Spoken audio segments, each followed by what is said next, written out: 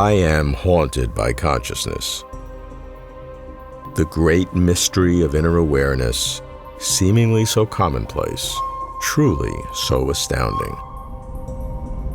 When science finally finishes the puzzle of the universe, the puzzle of consciousness, many believe, will remain largely unfinished. I search for consciousness. Where to find it? Humans? Obviously. Animals? Which animals? Chimps? Elephants? Dolphins? Dogs? Termites? Snails? Amoeba? Bacteria? What about non-biological intelligences? Supercomputers of the future? What things are conscious? I'm Robert Lawrence Kuhn, and Closer to Truth is my journey to find out.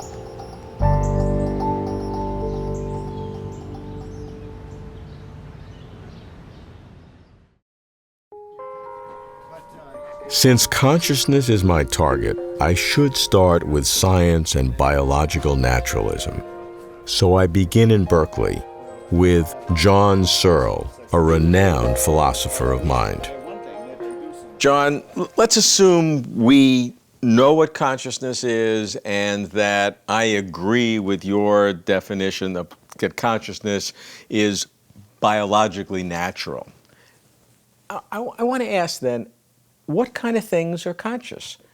Well, the principle on which you would decide this is, does the mechanism in question have the relevantly equal causal powers to the brain to cause consciousness? And we're pretty confident about the primates and indeed mammals. I don't really have any doubt that my dog is conscious. It's often said that that's because he behaves as if he were conscious. I don't think that's the reason. I might make a mechanical dog that behaved as if it were conscious where I know that it wasn't conscious.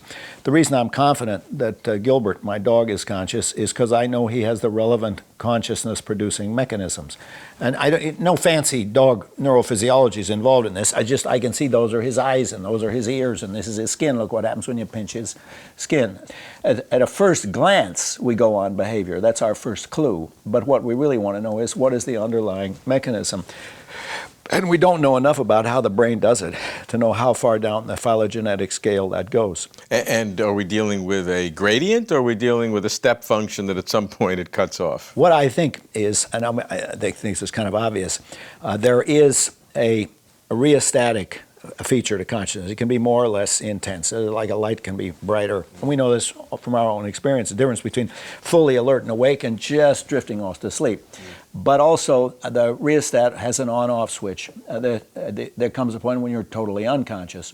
So the chairs and the tables, they're totally unconscious. They don't have any, they're not candidates. But of the mechanisms that are candidates, there are different degrees of consciousness. So let's just try to get a little bit finer. We're saying mammals are conscious to some degree, no matter what. How far? We don't know. Now the question is, how would we decide? Well, I'll give you a test.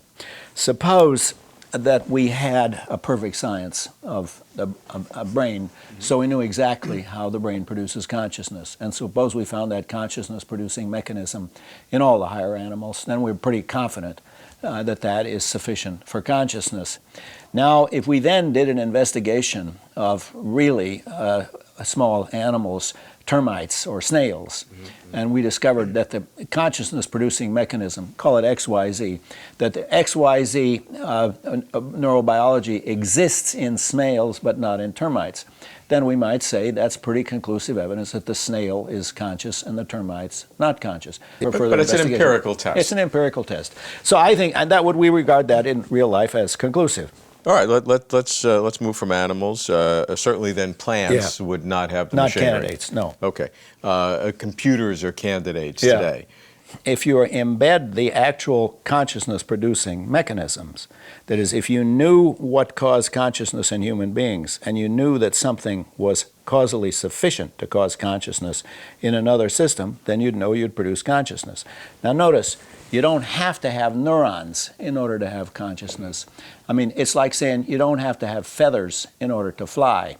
But if you build a flying machine, you don't have to have feathers, but you do have to have enough causal power that you share with birds to overcome the force of gravity in the Earth's atmosphere. Now, analogously, if you build a consciousness machine, maybe you don't have to have neurons, we just don't know. I mean, maybe neurons are like feathers. They help us be conscious, but they're not necessary for the production of the entity itself, for the process itself. But then, if that's the case, you would have to know that the system did have an equivalent causal power to produce consciousness. But I see no obstacle in principle to producing a conscious machine, because we are conscious machines. We're all conscious machines. To John, brains have a consciousness-producing mechanism, which is sufficient, but perhaps not necessary, to create consciousness. Sufficient means that wherever the mechanism occurs, biological brains, it will produce consciousness.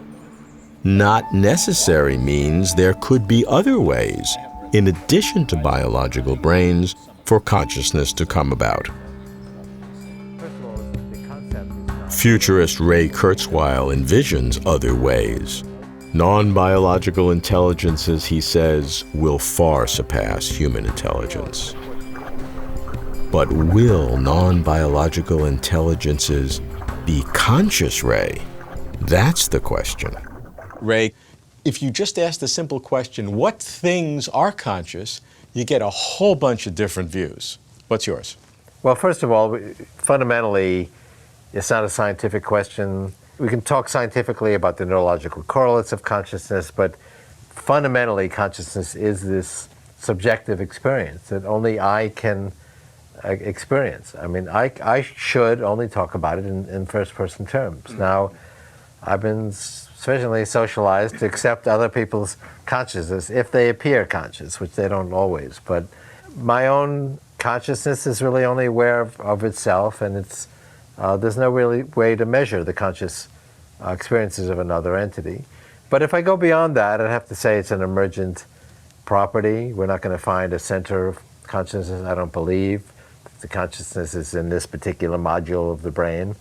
I think an entity that is sufficiently complex and rich to embody the kind of phenomena that occur in the human brain does emerge. Certainly, an emergent property is apparent consciousness. It will act in a way that's conscious. It will talk about its own consciousness and its own feelings, and will argue about it just the way you and I do. So you're bifurcating, in a sense, the consciousness into an apparent consciousness, which something acts as if it's conscious, and subjective consciousness, which is the internal feeling that I'm self-aware, which only I can have. And then we have to make a philosophical judgment, and which really stands outside of science, but I think is an important judgment to make. And I do make the judgment that apparently conscious entities are conscious. Animals, some of them, higher order animals, certainly appear to be conscious. You can say that's human-centric because we say they're conscious when they're exhibiting human-like emotions, like protecting their young or fear, so we can empathize with them. But I do make the jump that if something appears to be conscious, I'll accept that it is conscious, and because we're hardwired to do that, we have this empathetic reactions. And when you get into non-biological systems and complex enough, they're going to be indistinguishable from consciousness, leaving aside the question about, is there an internal experience? And I would accept that they're conscious. That'll be convenient anyway, because they'll get mad at me if I don't. But we're still back at that bifurcation between what is apparent consciousness versus the internal, first-person, subjective feeling of I know what it means to be aware and self-aware. If you limit yourself to science, which is objective observation, then there is a difference, because I observe some other entity, and I could observe that it's doing intelligent tasks, but is it feeling something? I can't really experience that. I experience my own feelings. So it's a philosophical issue. So if you ask me philosophically, what is my philosophy? I say, yeah, I think other human beings are conscious and do have feelings. But by extension there, if a machine exhibits human-level intelligence and therefore passes a Turing test, I will accept that it has feelings as well. I don't think substrate really affects consciousness. We have information processes running in our brain. They happen to run on this biochemical substrate of neurons. You could run the same processes, once we understand them, on some other substrate, like a massively parallel computer. We will do that, I believe. And it doesn't matter that it's not running on a meat machine. It's running on electronics or nanotubes. But if it's similar kinds of processes, if you believe that the human being is conscious, which I do, we'll have to accept that for the non-biological systems as well. Ray is ready for machines to be conscious. Although the judgment is philosophical, he admits, not scientific. Am I ready for machine consciousness? Apparent consciousness, sure, passing every test. But real inner experience? I think not. But why not? Am I guilty of carbon bias? Or deluded by desire for something beyond body and brain?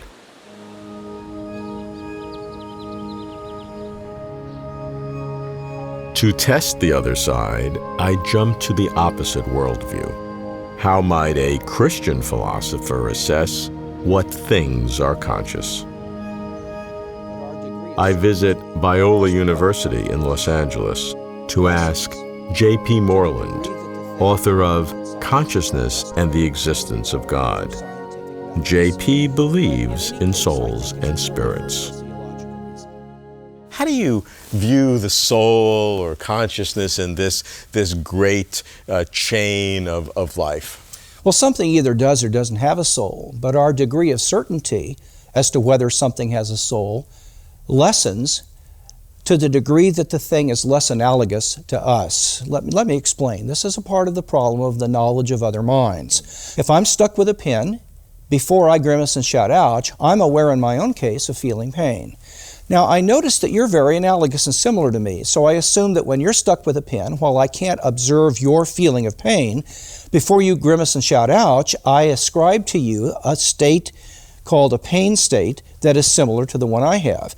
And because you and I are very, very analogous to one another in our inputs and outputs and behaviors, I'm justified in ascribing to you a mind very much like mine.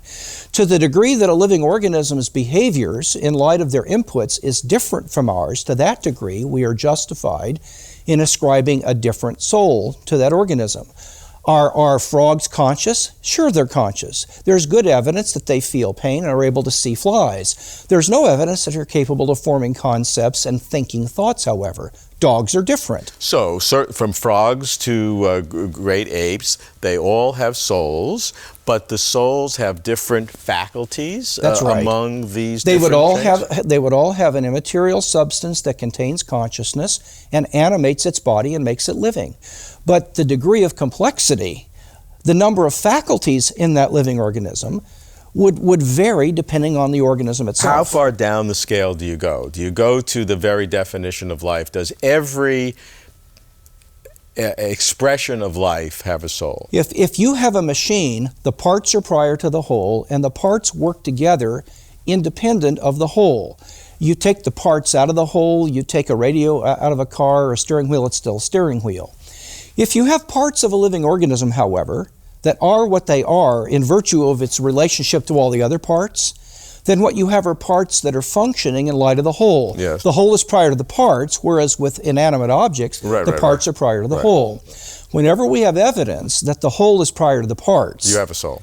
Right. So if a one-cell bacterium or amoeba reacts with its environment, we know it's alive, that it has some kind of soul, maybe very, very, very simple compared to our soul. That's right. It's not conscious, but you can't explain the interaction of its parts mechanistically. You have to have a whole that is prior to the parts if you have evidence that the parts function and are what they are in light of that whole. So the very simplest of forms of life, you would say have a soul but do not have consciousness. That's right. Because consciousness may be the mind, and that's one of the faculties that is not existent at that level. Exactly right. You mean I understand this now? Well, I hope so. I'm not sure I understand it. J.P. differentiates between a soul which he claims animates all life, and consciousness, which he says is one of the various faculties of the soul, which animals have in differing degrees of complexity. We all bring bias to our work. JP derives his views on consciousness from his belief in the Bible. Although not supported by neuroscience, there's a kind of internal consistency.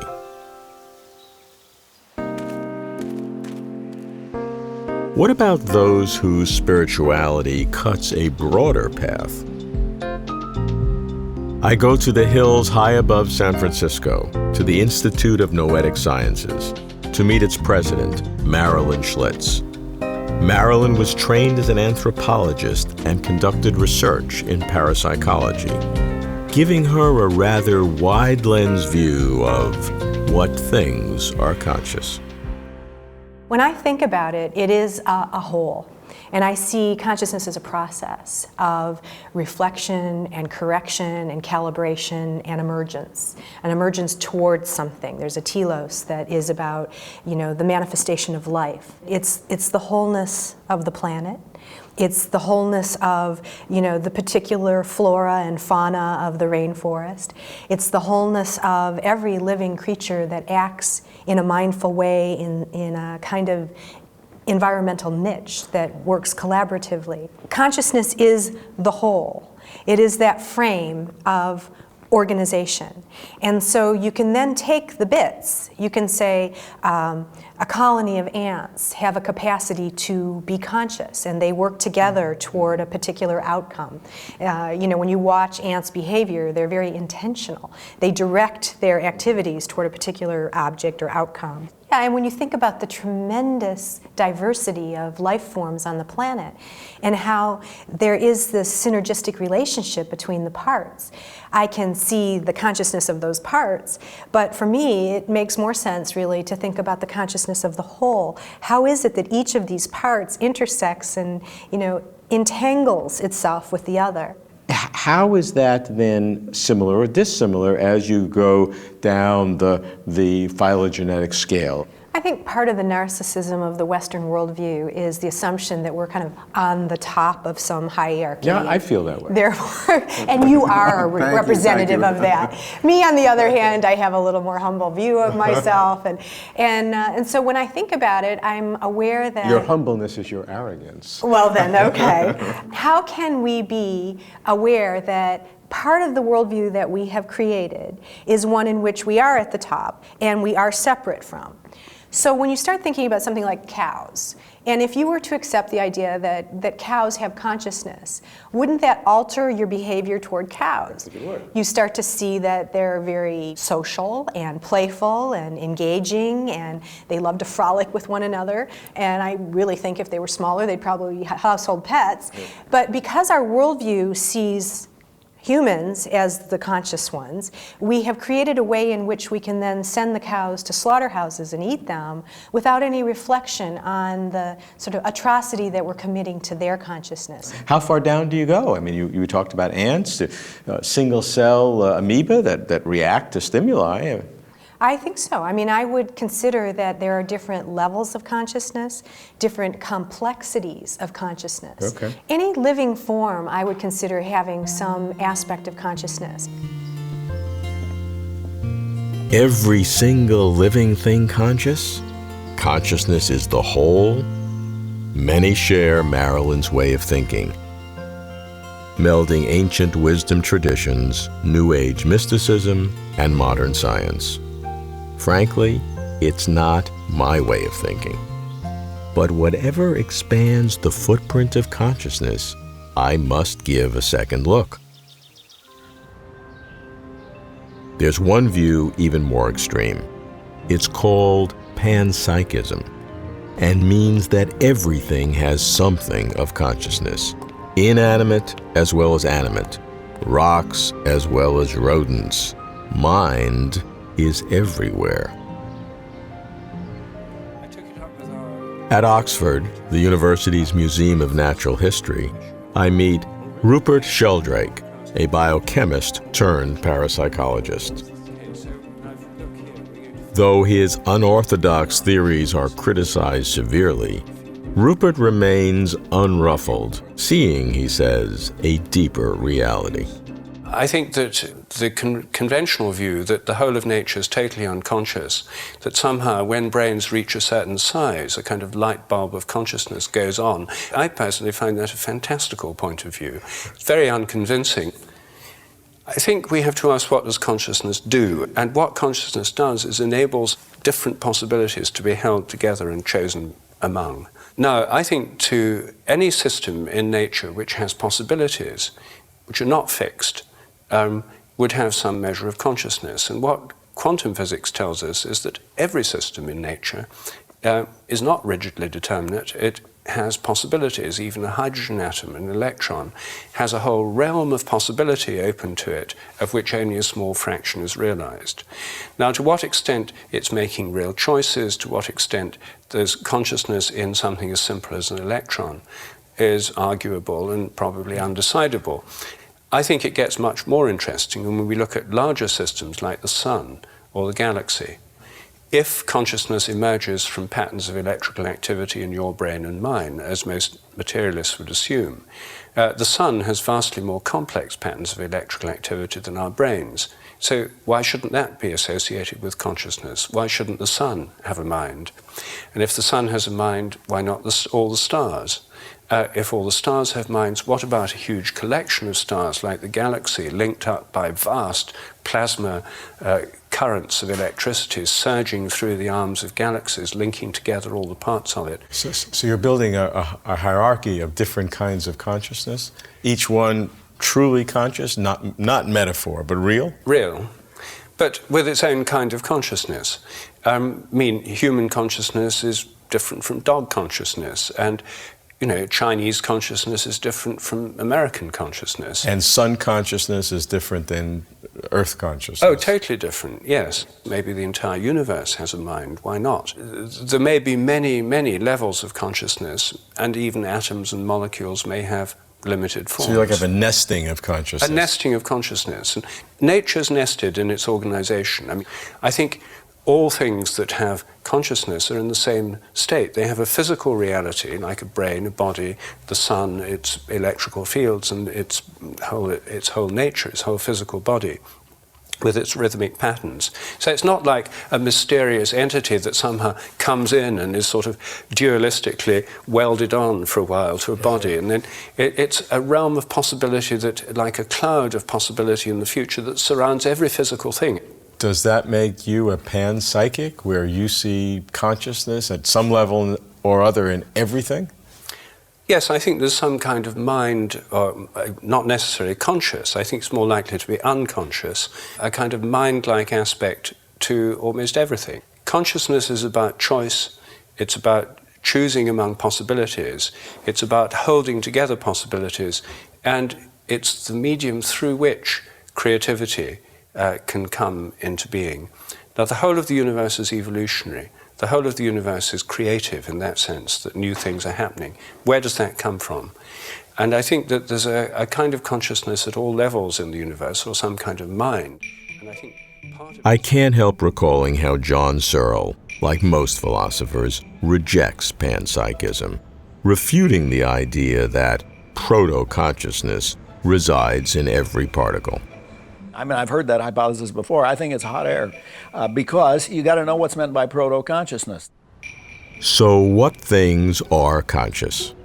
Here are some categories, from ultra-exclusive human-centric to ultra-inclusive panpsychic. 1. Only human beings are truly conscious, a position often driven by religious belief in a soul. 2. Only animals with large brains, primates, elephants, dolphins. 3. Computational systems of sufficient complexity, including non-biological systems.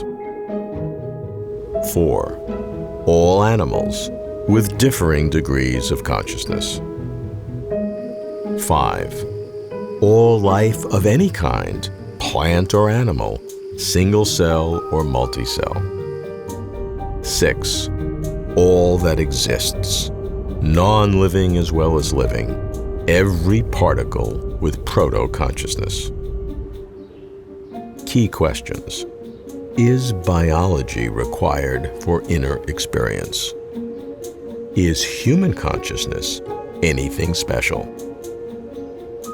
If the mystery of consciousness is ever to be solved, what things are conscious will be a clue, and consciousness is a shortcut getting closer to truth.